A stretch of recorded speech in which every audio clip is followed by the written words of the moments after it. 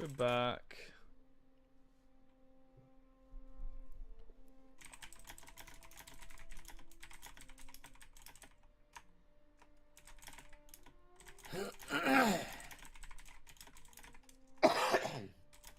Sorry.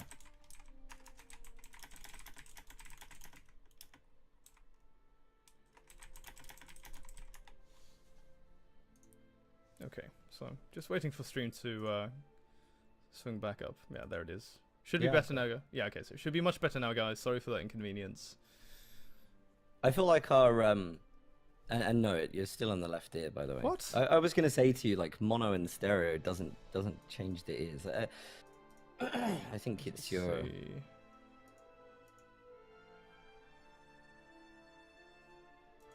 Because I haven't changed anything in my settings, like in my on my PC.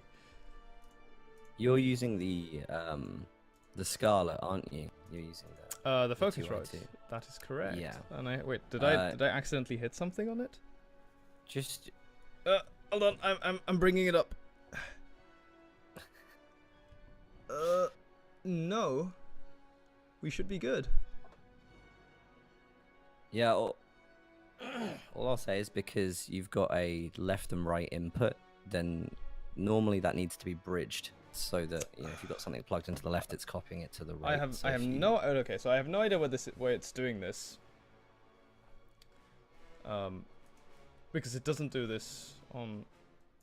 Well, my the thing is, it's not doing it for me over Discord. Yeah, so yeah, it's like, probably in OBS. Yeah, but that's the thing. Like, it's super weird because I specifically switched the channel setting. God. I thought we were all good, guys, because like I said, I copied over all of my settings and they work perfectly. This is the thing, apparently.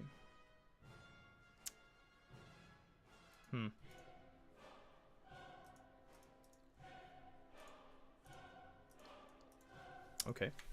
You looking for solutions? Yeah, I'm trying to figure out, like, I really don't want to, like, have to deal with this.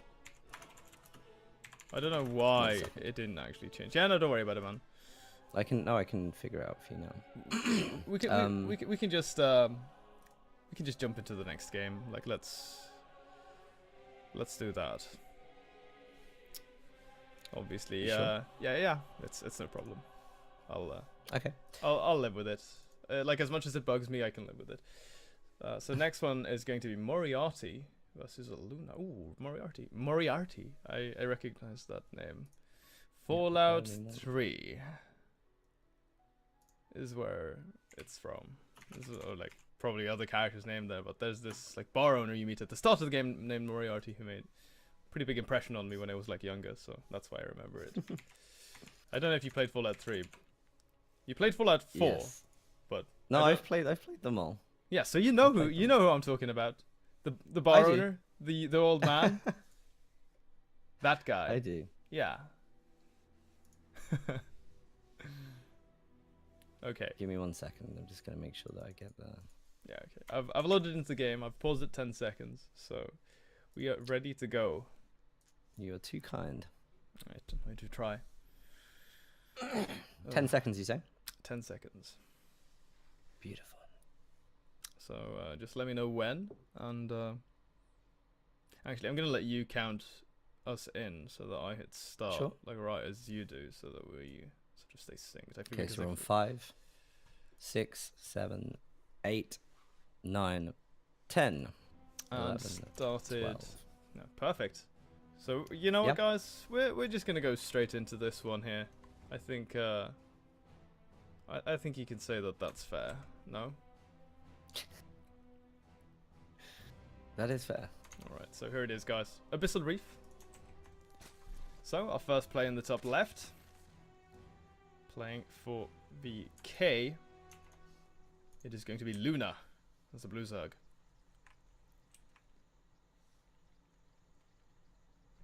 That's right, and on the bottom right-hand side, we do have playing as the Terran, Moriarty for Ape Gaming.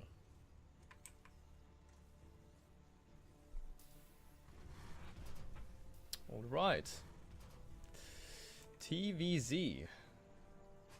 My favorite matchup. I love it. It's my favorite matchup as well, literally. It's so sick, right? Hey, no, It you is. know, before I say anything, I'm curious actually to hear your thoughts on this. Like, why do you like this matchup? What is it to you that you like? What makes it so captivating, from your perspective? Well, okay. One of them is that I think Zerg's probably just the most fun to Doom drop. Oh my god, dude, that's so vicious. I know exactly where you're coming from with this. You know what I mean. Like we've got the hatchery here. It's early, and it's gonna be the thing that I would be looking out for. Like, yeah, let's go get that. It's a lot of fun. Zerg is squishy if you're playing as Terran, and it's nice. But there's also a lot of one of the things I really like, especially when you get a map like this that is quite big. You've got so many avenues here. Is if Zerg pays attention to creep and they get all of the speed bonuses, and then suddenly just flank around Terran, do you know what I mean? And like make it hard for the siege tanks, make it hard for Marauders and Marines and everything to just ensnare them. And I actually really like the mechanic of that with the speed from Zerg, with the power of Terran, and like the like power of the balance of the power always like shifting because of the different dynamics that exist like in the interaction. Because I think for me as well, like one thing that really stands out with this is it's just a classic sci-fi matchup, right? Humans versus aliens. Yes. Like humans versus parasitic aliens. It goes all the way back to Ridley Scott's Aliens. Which, I like it. I was traumatized by that film as a kid, dude. All right, like, oh, Reaper goes down. That was very, very clumsy from Moriarty not paying attention. No, a bit of a waste there, actually. Yeah, I agree. He could have like done so much more with it. Killed like a drone or two, gotten some scouting.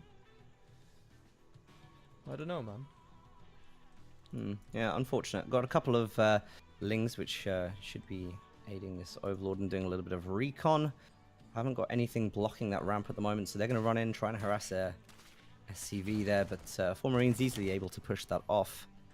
Equally, we don't have, I haven't seen this Overlord go into Moriarty's base yet, so I think both players are a little bit void on intel right now. Yeah, he's just going to stay on top of these, what is that, tires? There we go, it's the base scan. Like a couple of tires. Yeah, okay, so he's going to see this lair. This is actually a quite early lair for Zerg. So kind of curious to see what Luna wants to do with this. Hasn't droned super heavily. You can see it at 35. Baneling nest on the way as well. Additional gas is being taken. Kind of looks as if Luna wants to go into the Hydra Zergling Baneling composition that dominates the metagame right now. Could also just be maybe going. Like, we're not seeing. Okay, never mind. There are the evolution chambers. So yeah, I guess it is. I guess it's just gonna be Hydra tech. Did see that it was like, yeah, I'm gonna build a Hydra then, but then changed his mind, which just makes me look really dumb. But that's Cast fine. is cursed, Tenchi. That's fine. Cast is cursed. Starts Baneling speed. Like, what else are you gonna get, Luna? Like, let's be real. You're not gonna play Spire. No way is Luna gonna play like Mutalisk Klingbane. Like, that's simply not gonna happen. It's like the Spire goes down and just like table flip.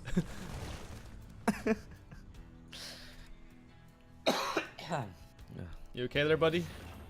Yeah, I'm keeping the coughing down to a minimum. But as you know, I'm recovering from a chest infection, so... I know, like, the fact that you survived that is just, like, a mystery to me. Mentally drained, physically drained, and, and what, we're just hitting 9 AM, so, yeah, it's early, man. No, oh, it's 10. Oh, wait, you're an hour. I keep forgetting that you're an hour behind me. So whenever you're like, hey, man, let's meet up at, whenever you're like, hey, let's meet at, like, 8, I'm like, okay. So that's, like, an hour early for me, so I didn't have to wait for you for an hour. So stupid. We've got Stims about to finish here, and we've got 2 medevacs full up at the moment. This is exactly what I love about this matchup, Tenchi. He's going to be speeding off to the west side of the map here, but there is a sizable army of Lings I think they're going to come across this, and they...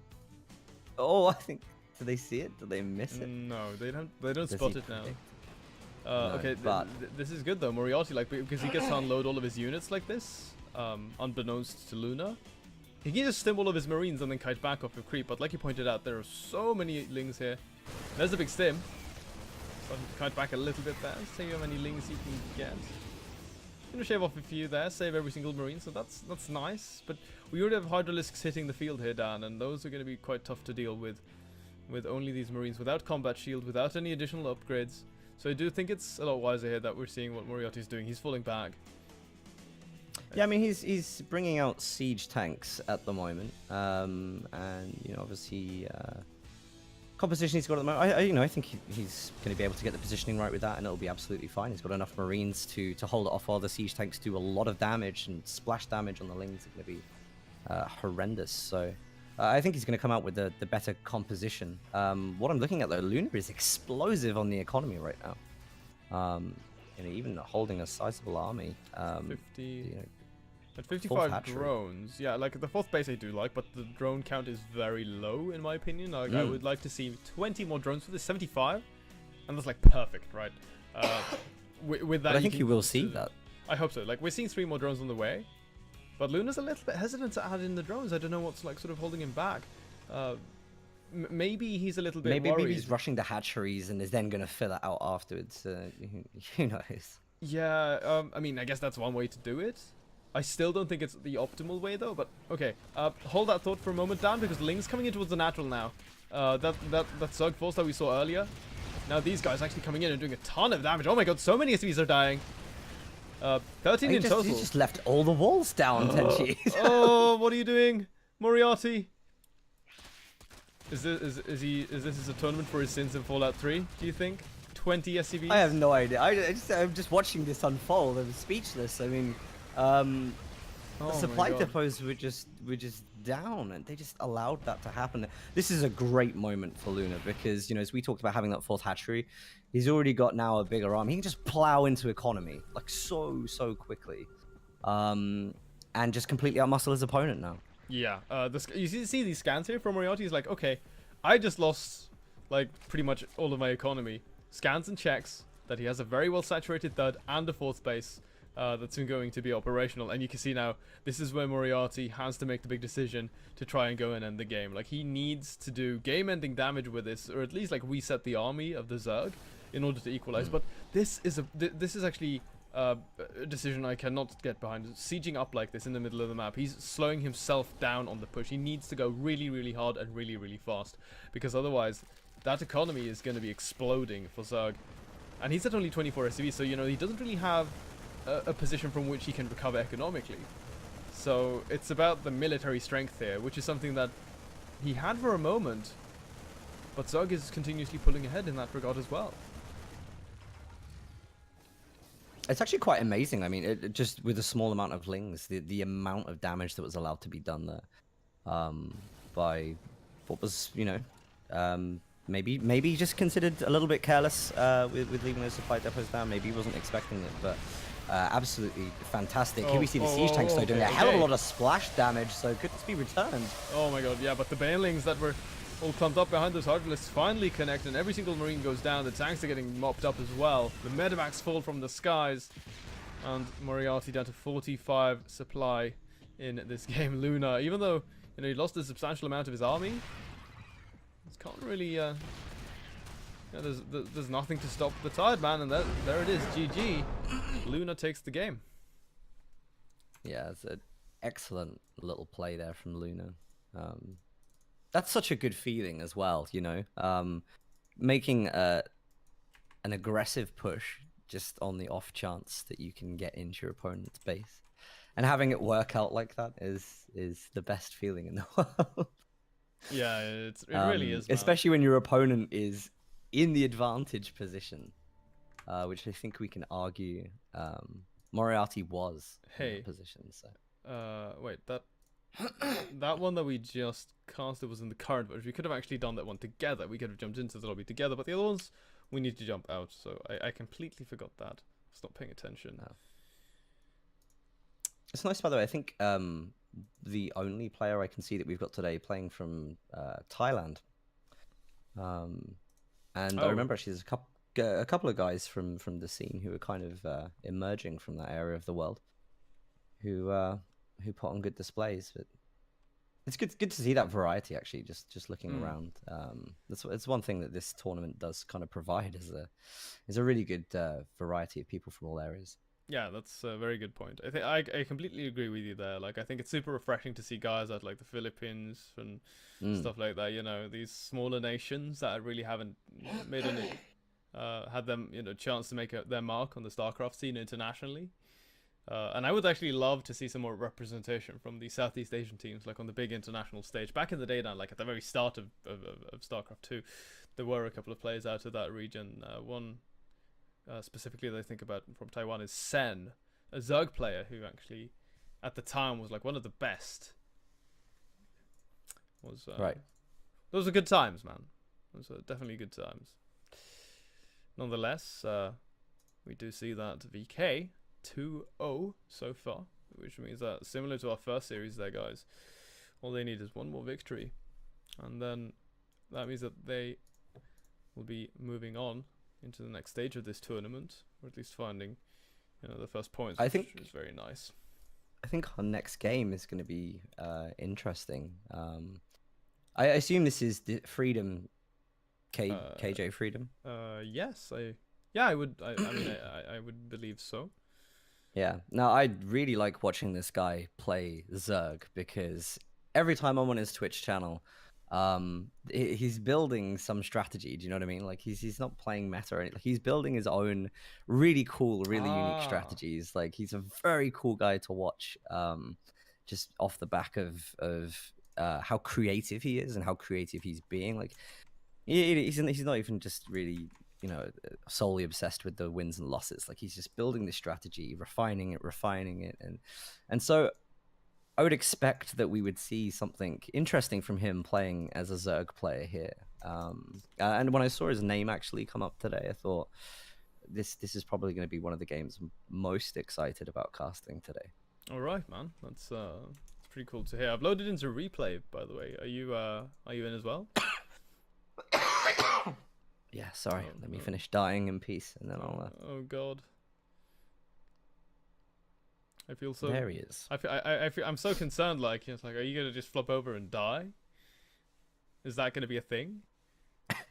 Sorry, it's like, I'm really trying not to cough constantly. It's yeah, no. You know when your chest is just like rising up and down. Yeah, dude. God. Yeah. Anyway, let me know. I love those moments when you switch into the game, so I'm just not on screen anymore. I can just cough, All right, I'm in. I'll count up into 10. So we're on 5, 6, 7, 8, 9, 10, 11, 12. Yeah. Are we synced? Yeah, pretty much. I'm like fantastic. 0.3 seconds behind you, but it's no big deal. Okay, guys. Little bit sorry again about the audio issues. I have no idea why that is a thing all of a sudden, when like just a couple of hours earlier we were fine. But we're coming into this game, map number 3 between these two teams. Oh, okay, this is quite interesting. Up in the top right in the blue as our Zerg representative here, guys, with the team tag, or the clan tag Psystorm. It is going to be Freedom, not representing Psystorm Gaming for this one. Is that going to be representative of APE Gaming? Nonetheless, it's definitely an interesting thing going on right now.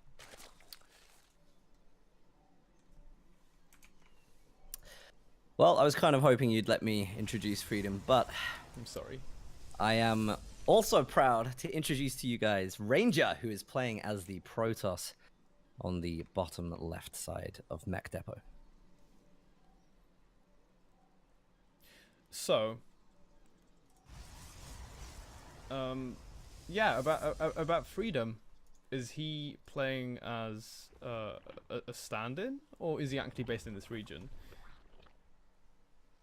I mean, I'm not sure because on the setup of teams there. So I believe he's the owner of Psystorm Gaming, which is a very successful North American esports team. Yeah. They have a guy who's playing in BlizzCon in Psystorm True, which is like pretty sick. They have Gumiho on their team, most recent winner of the GSL. You know, it's like, and if you're the owner of the team, you probably hang out with those guys. You probably get to watch them play a little bit. You can, you know, learn a thing or two. So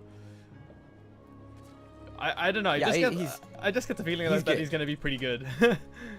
Yeah, he is. You know, surround yourself with the best, and that is what you become. And that's true. So, but, then why are we surrounding ourselves with the likes of Helping Hands and other company of heroes? He's not even here to defend himself. That's you're a bad person. But yep, Probe Scout at the moment being harassed by Lings. I personally am not. I'm going to keep a. Why am I even hanging out with you then, Dan? If I'm supposed to learn from the best to become the best. It's more of a flip on that theory. You know, I'm benefiting here. You're not. Okay. So it's like a mutually beneficial relationship, except it's not mutually beneficial. Well, so you get it in other areas. You're like that's fair. All right. So. What is Protoss doing? Stargate opening here for Ranger. This is very standard, Dan. Most of the time we see an Oracle. But the Adept right now here for Ranger is actually coming in, being very annoying. I'm finding 2 drone kills so far, and there are no links to actually deflect this. Gets a 3rd drone before going down, and having 1 Adept trade out for 3 drones like this so early on, that's actually really good for Protoss. So, with the Oracle on the way, I mean, if I'm Ranger, I'm feeling very comfortable about this one coming through. Does get scouted. But this is going to force Freedom to pop down a couple of Spore Crawlers, which is further going to slow down his economy a little bit more than he wants it to, necessarily, here at this stage. He's moving in towards +1 melee upgrades, though. So, I mean, he's going to have some very powerful Lings who will be holding on to map control for now as his 3rd base is coming down. But it's going to be about deflecting this Oracle effectively. Yeah, it's...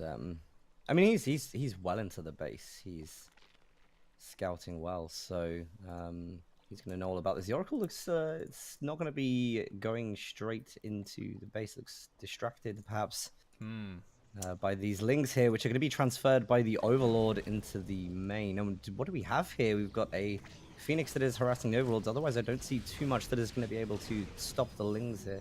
Okay, but he does have he's got 3 gateways worth of production, so you can see the Oracle, it's actually stopping the Lings from dropping, and at the front, he's got enough units, but oh, he actually steps out of the wall up. That's a little bit of a mistake, but the additional depths show up, and they will be able to close that tiny space, and I think that Ranger is going to be quite okay here, to be honest.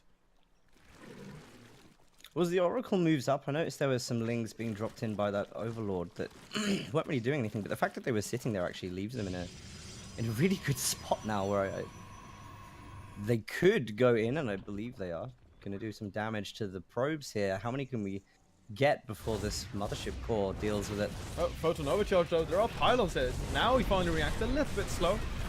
Wow, okay, Freedom's actually going to try to gun this down, but with double Photon Overcharge, can't really do anything there. Only losing 2 probes. A couple of drones also went down.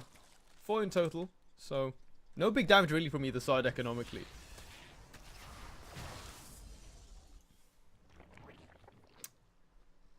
Additional gateways coming down here, Dan. Resonating glaives being researched as well.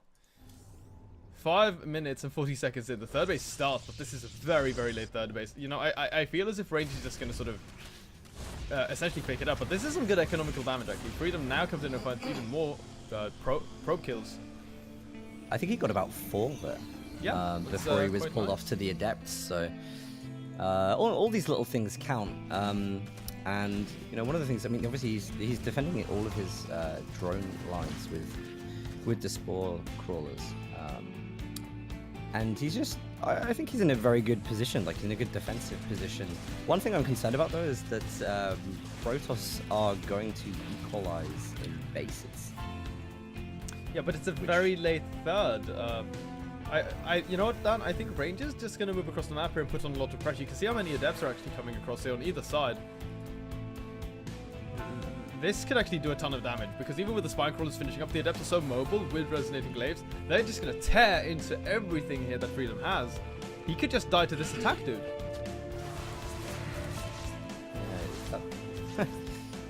That's looking pretty bad. Where is the resistance for this? drones out of there as he could. There's a couple of lings, some queens, and just bringing up 2 gas at the moment. Oh god. But he's going to lose a lot in his main. Oh man, he's targeting down the Hydralisk then, so that means no Hydra production. The Baneling Nest starts, but it's so late. And this, guys, what we are witnessing here is the classic getting adepted to death. This is just 100% getting Protossed. We've seen this time and time again. So powerful, more adepts coming across the map, even the oracles joining in the fray. And freedom.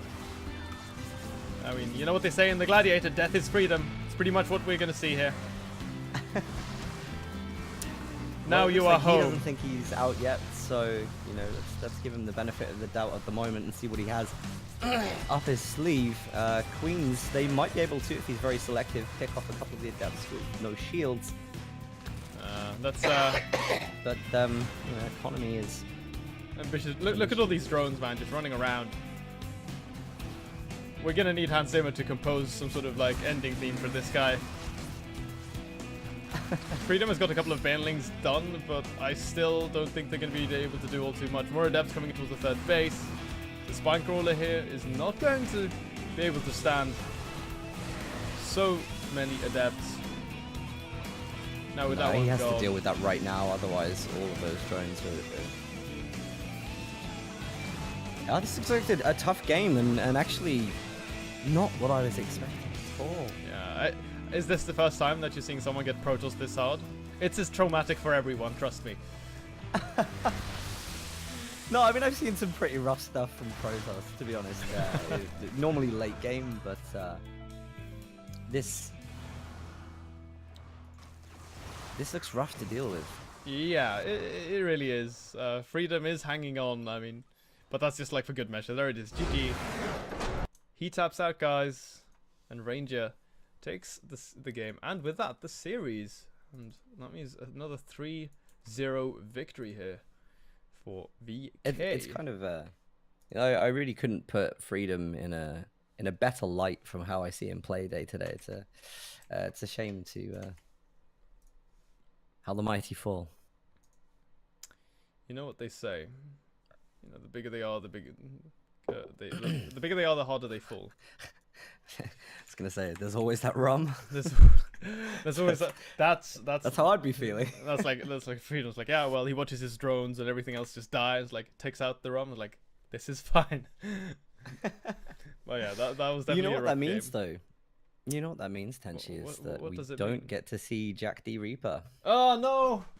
Oh, I'm because so sad. that's going to be a 3-0 for Vicious Killers, which means we're denied our ace match again. It's true.